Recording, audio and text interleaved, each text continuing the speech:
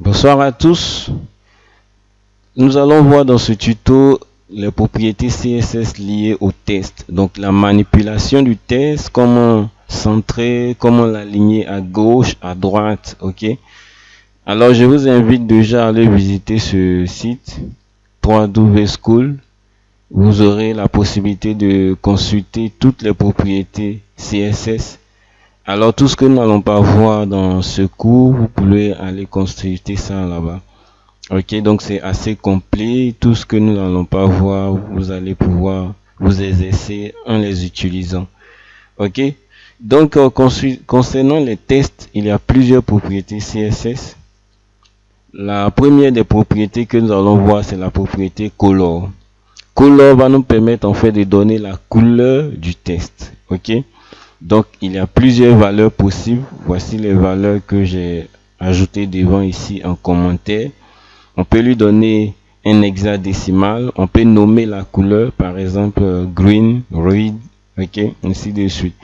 On peut lui donner aussi la notation en RGB, rouge, vert, bleu, ou bien également RGBA. Le A, je vous ai dit, c'est une valeur alpha compris entre 0 et 1. Ok, ça permet en fait de donner l'opacité de la couleur. Ok, donc si nous voulons appliquer cela, par exemple, ici on a pris le red. Si on actualise, ok, effectivement, notre couleur red, c'est appliqué, c'est du rouge. Ok, on peut lui appliquer la notation hexadécimale. C'est un dièse, par exemple, FFF, ok. Et si on actualise là, ok, on voit que c'est du rouge également que nous avons appliqué. Ok, ça pouvait changer. On pouvait prendre du C, ok. On va voir. Ok, donc c'est ce gris là en fait. Ok, donc il y a cette notation là qu'on peut avoir. On peut lui donner un nom. On peut utiliser aussi du RGB. Ça, on l'a déjà vu précédemment. Ok, donc RGB, comme ça. Je lui donne la valeur. Ok, si je veux lui donner le rouge, c'est le 255. Ok, si je ne veux pas aussi, je lui donne comme valeur 0 ici. Et puis le 255, donc ça sera du vert ici 0. Ok, on va mettre les virgules, ici virgule, voilà. Donc comme le constater, effectivement on a appliqué un vert. Ok, on lui a dit c'est le vert que nous voulons, c'est pourquoi au milieu toute la valeur est 255. Mais on peut diminuer, en diminuant en fait on va jouer sur l'opacité en fait de cette couleur. Ok, si je prends 150 du vert,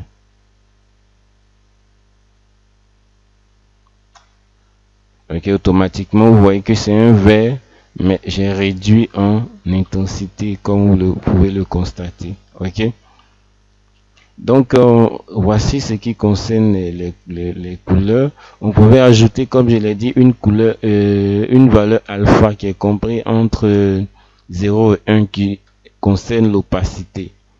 Ok, donc l'opacité c'est en quelque sorte la visibilité de notre couleur. Donc là c'est encore plus fin, ok, parce qu'on lui a donné comme opacité 0,5.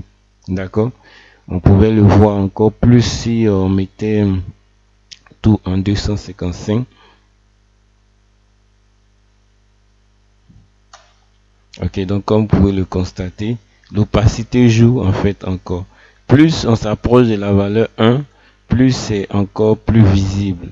Ok, donc si je mets 1, ça sera encore plus visible. Donc comme le constater, on voit mieux notre couleur. Ok, donc ça c'est la propriété color que nous venons de réviser. Mais il y a encore une propriété très intéressante qui est la propriété test align, ok, ou encore test align. Ok, donc la propriété test align va nous permettre de faire quoi? De pouvoir aligner notre test soit au centre, soit à gauche, à droite, ou bien d'être justifié. Ok? On pouvait lui appliquer aussi les mêmes valeurs qui sont appliquées à ses parents avec la propriété, la valeur initiale et puis la valeur inhérite. Ok, donc je corrige ça, c'est inhérite. D'accord? Donc là, il va hériter en fait la valeur de ses parents. Et là, on va lui appliquer ces valeurs par défaut. Donc là, si je mets par exemple test à ligne left, notre test va s'aligner tout simplement à gauche. Donc, j'actualise et effectivement, c'est aligné à gauche. Par défaut, le test est aligné à gauche, les paragraphes. OK? Et là, si je ne veux pas par défaut, par exemple, je peux lui dire aligne-toi à droite en utilisant right. Du coup, si j'actualise, on voit effectivement que cette fois-ci, mon test est aligné à droite ici. Ok? Donc, c'est pareil avec les autres propriétés. Vous pouvez tout tester. Hein, ok? Donc, center, c'est l'alignement au centre. Justify, ou ça, vous le connaissez déjà. Ok? Donc, on a centré avec la valeur center. Et si on utilise la valeur justify, ok, la valeur justify, ok, il va nous permettre d'aligner non seulement à gauche, mais aussi à droite. Donc, nos éléments sont parfaitement alignés maintenant avec ça. Ok. On va également utiliser une autre propriété qui est intéressante. Test transform. Ça va nous permettre de transformer nos caractères soit en majuscule, soit en minuscule ou bien en capital. Ok. Donc par exemple, je vais utiliser ici test transform. Je vais lui donner la valeur uppercase. Comme vous le constatez ici, nous sommes en minuscule. Mais si j'utilise uppercase, qu'est-ce que vous constatez? Tout s'est transformé en majuscule. Donc la valeur uppercase permet de transformer déjà notre test en quoi? En majuscule. On pouvait utiliser capitalize, ce que nous avons utilisé tout à l'heure. Ok. Donc on va utiliser ça, capitalize. Et vous allez le constater. Ok. Donc cette fois-ci, il a transformé tous nos éléments en lettres capitales. Ok. Les premiers éléments, comme vous pouvez le constater, sont passés en majuscules. Ok. On va revenir à l'initial pour que vous puissiez voir mieux. Donc si je mets none, je vais le transformer ici en none, c'est-à-dire que je n'ai pas besoin d'une valeur.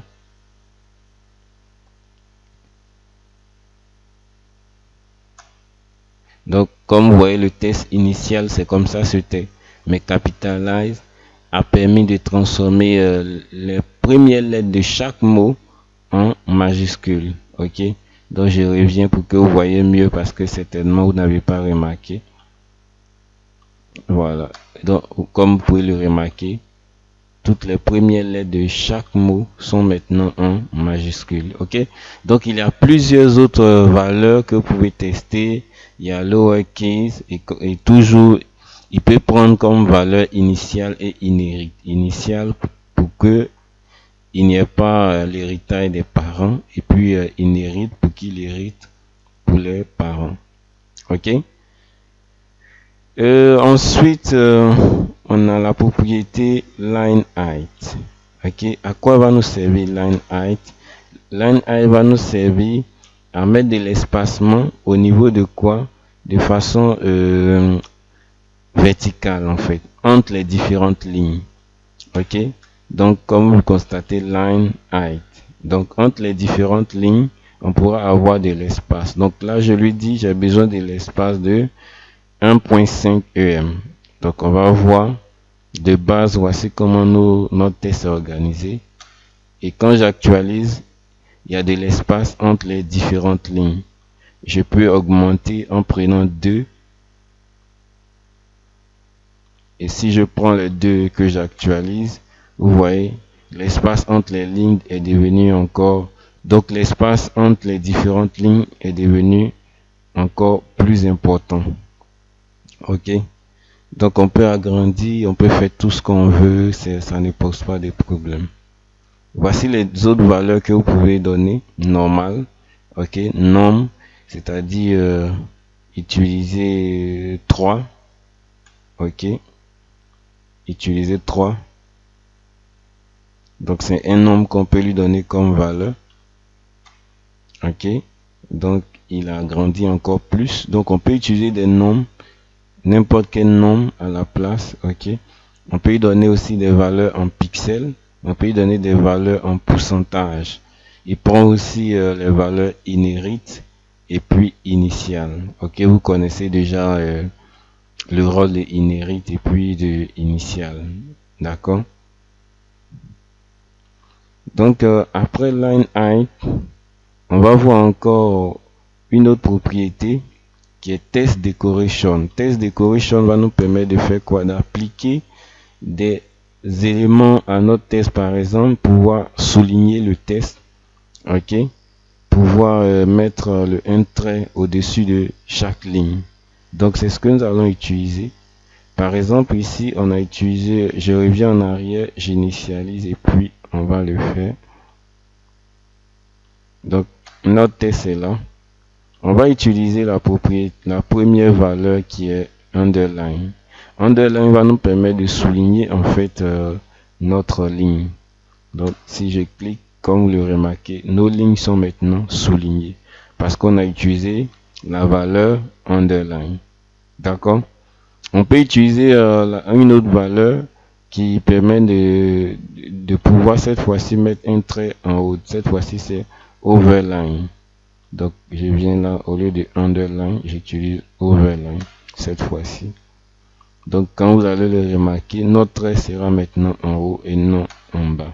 Ok, donc le trait est passé en haut.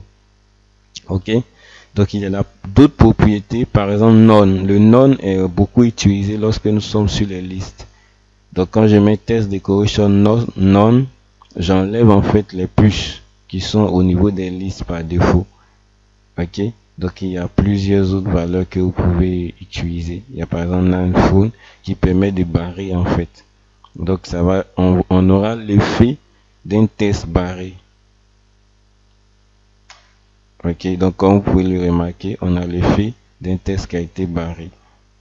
Voilà. Donc c'est ce qui concerne la propriété test decoration. Il peut aussi prendre les valeurs initiales et inhérites. On va voir maintenant la propriété test shadow. Test shadow va nous permettre de donner des ombres à notre test. Alors il prend comme paramètre, je dirais en gros, deux paramètres. Ça concerne la position. La position en fait de notre ombre. Et puis ça, c'est la couleur appliquée à notre ombre. On peut bien sûr appliquer cette propriété dans plusieurs fois, comme ici par exemple. On lui a appliqué à cette position-là, on lui a appliqué une couleur particulière. À cette position, on lui a appliqué cette couleur particulière. Et comme vous pouvez bien le remarquer, qu'est-ce qu'on a mis? On a mis des virgules pour les séparer. C'est seulement à la fin qu'on a mis le point virgule. Donc si on vient là, ok, et que j'actualise, on voit que on a l'ombre effectivement qui a été appliquée à nos paragraphes. Ça fait quand même un effet un peu intéressant. Ok, donc on lui a dit à cette position là, voici ce que tu dois lui appliquer. Ok, comme j'ai dit, on pouvait lui appliquer à une autre position. Donc si je prends là, c'est avec une virgule que je vais mettre là, et puis point virgule. Ok, vous pouvez organiser comme ceci, ça pose pas de problème. Ok, donc je vais enregistrer et puis j'actualise. Donc effectivement il a appliqué certainement, je vois pas trop. Donc je vais mettre 0. Ok,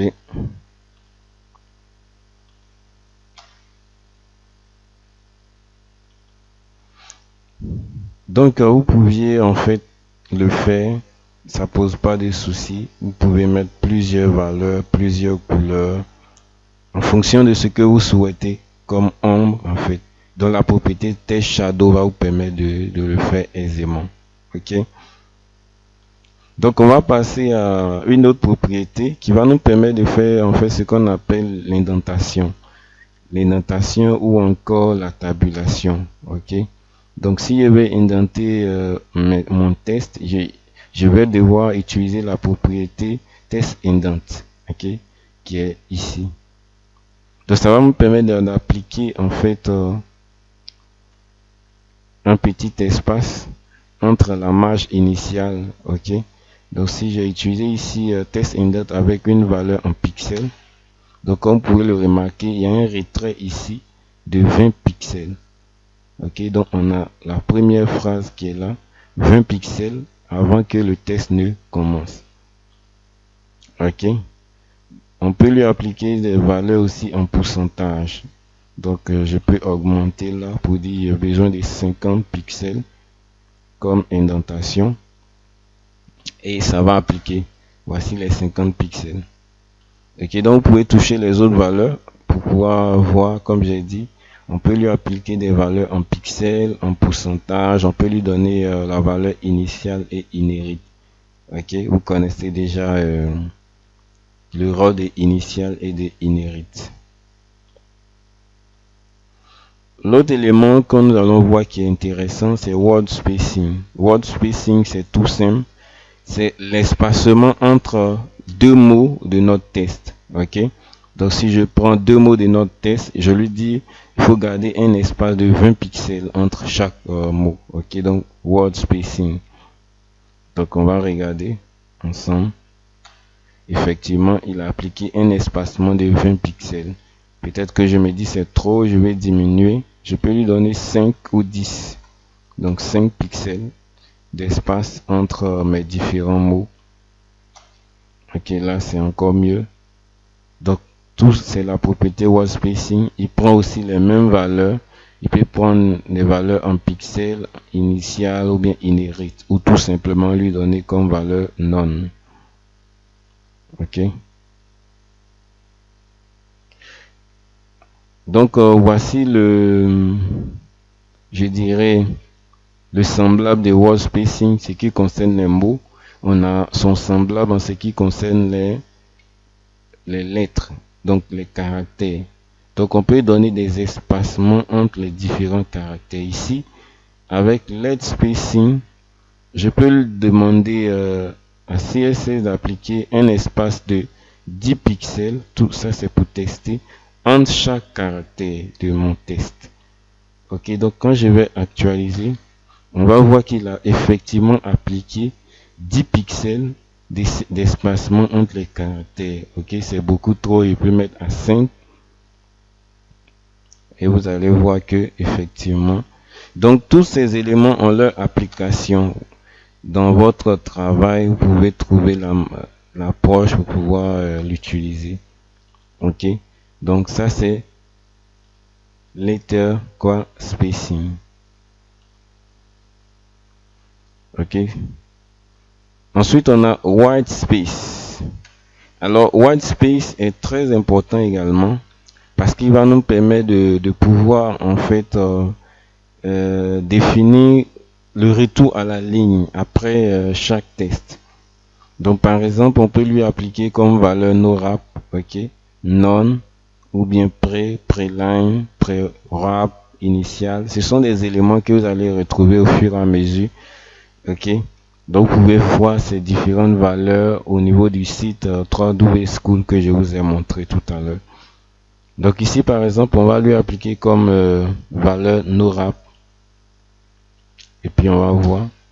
Ok, donc comme vous voyez, on lui a dit no wrap, c'est-à-dire il ne faut pas que tu reviennes à la ligne. Donc vous allez voir que il a tout complété.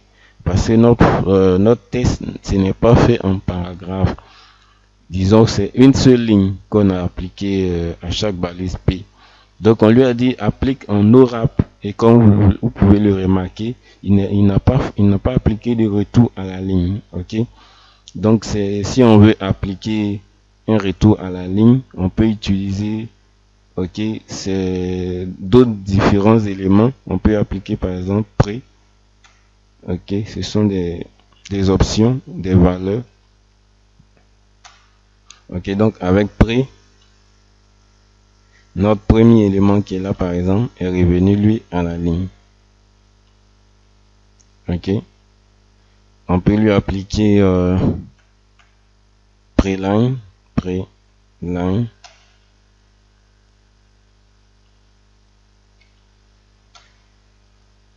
Cette fois-ci, il a appliqué sur le premier, mais il a encore plus appliqué les mêmes éléments au bas. Mais comme vous pouvez le remarquer ici, nos éléments ont tellement été condensés. C'est-à-dire quoi? Puisque le pré, je vous ai dit ici, le pré va nous permettre de pouvoir écrire un test exactement comme on l'a. Donc si vous remarquez bien, il n'a fait que appliquer en fait le premier paragraphe que nous avons, c'est en 1, 2, 3, 4, 5, 6 lignes. Et si vous remarquez bien, 1, 2, 3, 4, 5, 6 lignes, c'est ce qu'il a appliqué en fait avec le pré. Mais comme c'est le premier test, il a appliqué exactement ça, comme ça. Les autres ici. Donc, après la propriété word spacing, vous pouvez voir les autres valeurs. Vous pouvez les utiliser après. On a la propriété vertical align, ou encore vertical align. Donc, vertical align va nous permettre de pouvoir aligner de façon verticale, notre test. Donc, on peut lui dire, de façon verticale, tu dois pouvoir être en top, c'est-à-dire par exemple en plus en haut que les autres. Donc on va appliquer par exemple, j'ai déplacé mon test de moins 20 pixels. Je lui ai dit place-toi à moins 20 pixels. Donc on actualise. Ici on va l'appliquer sur un autre élément. Je vais créer par exemple ici un span, une balise span.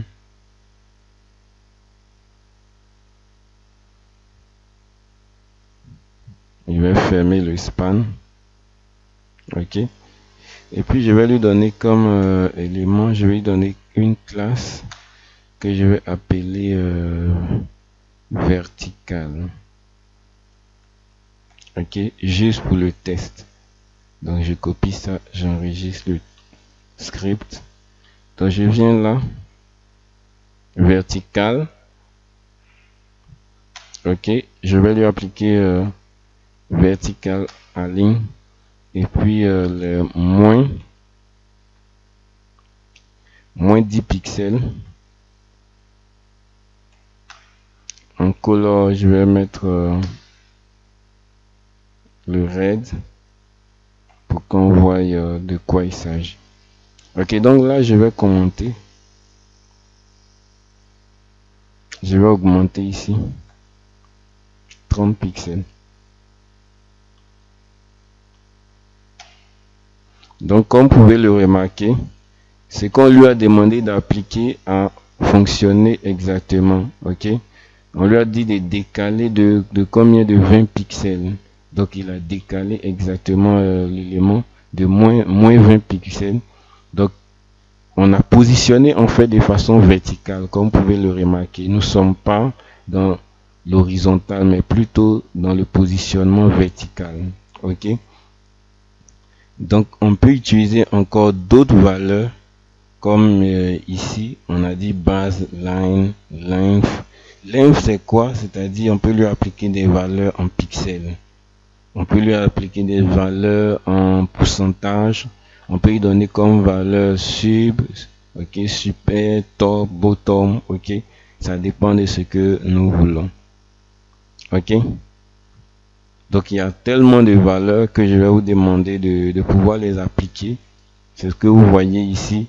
C'est ce que vous devez faire, les appliquer pour voir comment ça modifie en fait votre test. Ok.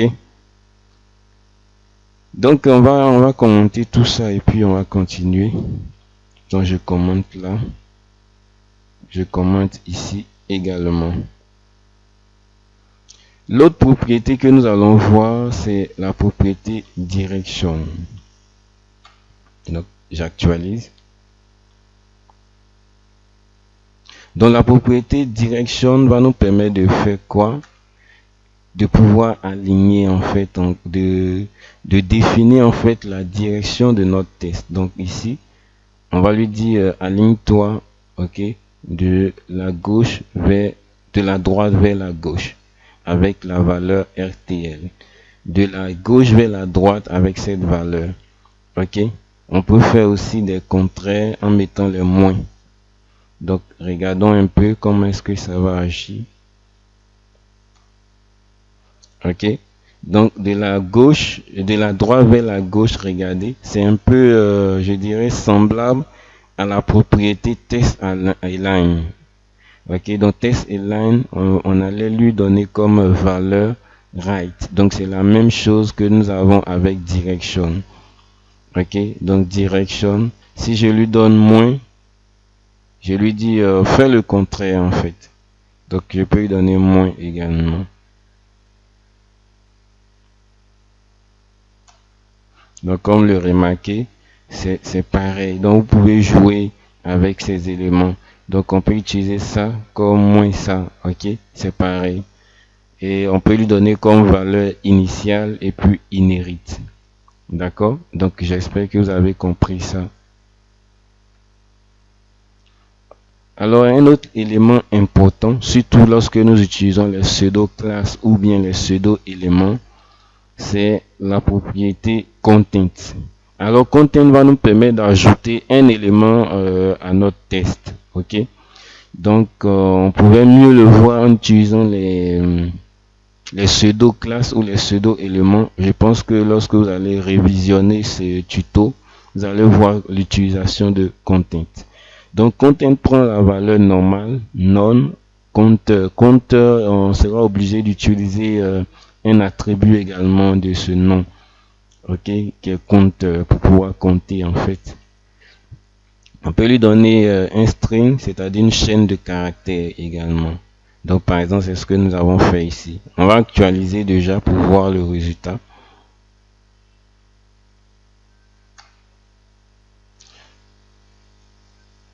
Donc on lui avait ajouté comme test, on lui avait ajouté comme test ce test. Ok. Donc il ne s'est pas affiché. On va voir mieux.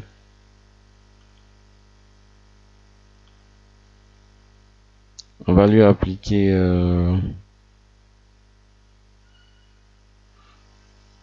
on va l'appliquer à ça. On va lui appliquer, ok, à travers un pseudo classe. Donc par exemple, je prends H1, je crois que j'ai H1 ici. Ok, H1, 2 points, ok, after.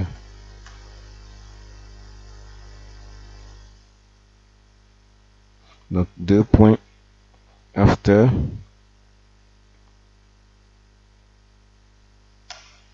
On va lui donner comme content, ok, une chaîne de caractères, espace, le titre.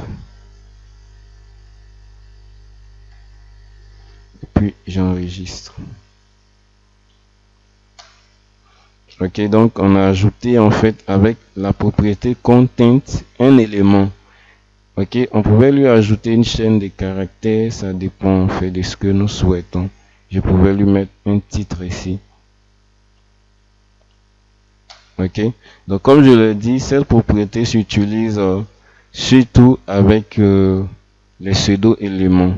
Ok, les pseudo-éléments, donc comme vous pouvez le remarquer, ça fonctionne parfaitement avec. Ça pourrait fonctionner avec les autres types de sélecteurs, mais il y a des choses à ajouter pour que ça fonctionne plus. Mais avec les pseudo-éléments, c'est encore plus visible comme ce que nous venons de voir. Ok, donc on va le commenter. Vous voyez déjà les autres valeurs que ça pouvait avoir. Hein.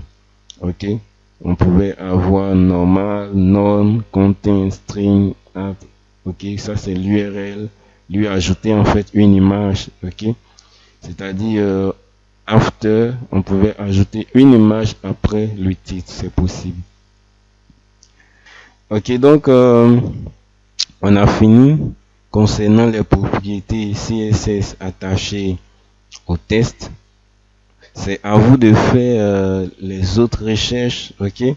C'est à vous de pouvoir vous habituer parce que on ne peut pas tout utiliser. On a vu tout parce que c'est un cours.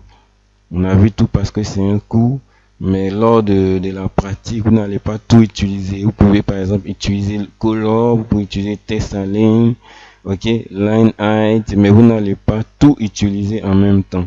Donc c'est au fur et à mesure des pratiques que vous allez vous habituer et puis pouvoir être à l'aise. Donc on va passer à une autre vidéo pour voir d'autres concepts. Alors d'ici là, portez-vous bien et puis on se dit au revoir.